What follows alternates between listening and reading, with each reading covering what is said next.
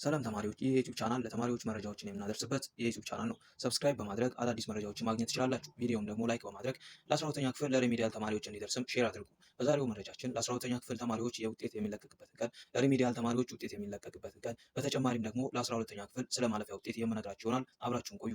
በመጀመሪያ ቀድሞ የተፈተኑትን የሪሚዲያል ተማሪዎች ውጤትን በተመለከተ በተደጋጋሚ የሚጠየቅም ስለሆነ እንደ መነሻ ይህንን በማለት ልጨርስ። ለ2018 ሪሚዲያል ተማሪዎች ውጤት በቅርቡ እንደሚለቀቅ ይታወቃል። በ2017 ዓ.ም የሪሚዲያል ተማሪዎች ግንቦት 26 ነበር ፈተና የተፈተኑት። ግንቦት 26 ተፈትነው ሪዛልት የመጣላቸው ሐምሌ 14 ሲሆን ከዛ በመቀጠል ደግሞ ኢንተራንስ ተፈታኞች ውጤታቸው እንደመጣም ይታወቃል።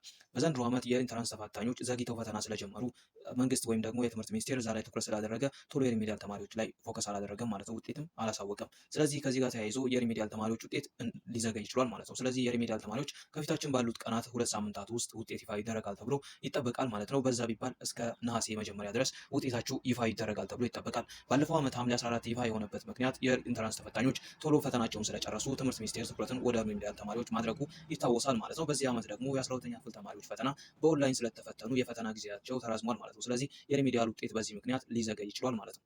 ወደ ሁለተኛው መረጃችን ስንሄድ ሁለተኛው መረጃችን ደግሞ የኢንተራንስ ፈተና ውጤት ሪዛልት መቼ ይፋ ይሆናል ነው። የኢንተራንስ ፈተና ይፋ የሚሆነው በቅርቡ ነው። ምክንያቱም ደግሞ የዘንድሮ የ2018 የኢንተራንስ ተፈታኞች አብዛኛው ተማሪ በኦንላይን ስለተፈተነ ለማረምም ሆነ ውጤቱን ይፋ ለማድረግ ጊዜ አይወስድም ማለት ነው። ስለዚህ የኢንተራንስ ተፈታኞች ባለፈው ዓመት የ2017 ኢንተራንስ ውጤት ይፋ ይደረጋል የተባለው ጳጉሜ 4 ነበረ የትምህርት ሚኒስቴሩ ፕሮፌሰር ብርሃኑ ነጋ ይፋ ያደረጉት። ከዛ ግን እስከ መስከረም 4 ድረስ ቀጥሎ መስከረም 4 ላይ ይፋ ሆኗል ማለት ነው። ስለዚህ በዛ ባለፈው ዓመት ግን 134,000 ያህል ተማሪዎች ኦንላይን ተፈትነዋል። በዚህ ዓመት ግን ቁጥራቸው ከዛ ላቅ ያለ ተማሪዎች ኦንላይን ስለተፈተኑ ውጤቱ ይዘገያል ተብሎ አይጠበቅም ማለት ነው። በዚህ ቀናት ደግሞ ትናንትና በ22 የ12ኛ ክፍል በትግራይ ክልል ያሉት በወረቀት እየተፈተኑ ስለሆነ ውጤትም ከነሱ ጋር አብሮ ይፋ ስለሚደረግ ትንሽ ሊቆይ ይችላል። ግን እንደ ባለፈው ዓመት ይቆያል ተብሎ አይጠበቅም ማለት ነው።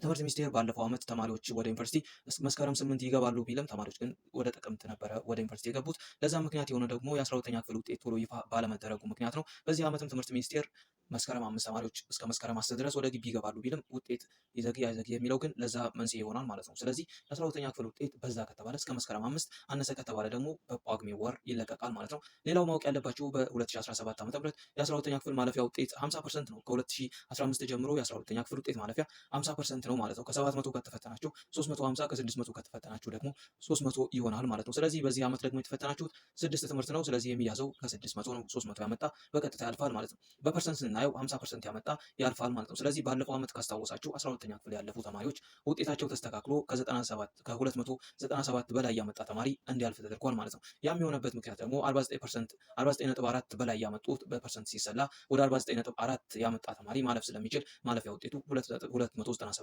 እንደሆነ ማስታወስ ይቻላል ማለት ነው። በዚህ ዓመትም ይሆናል ተብሎ የሚጠበቀው 297 ነው። ስለዚህ ማለፊያ ውጤት 297 ይሆናል ማለት ነው። አዳዲስ መረጃዎች ከተሰሙ ወደ እናንተ የማድረስ ይሆናል። ቻናሉን ሰብስክራይብ በማድረግ ኢንፎርሜሽኑን መጠበቅ ትችላላችሁ። ሰብስክራይብ አድርጉ።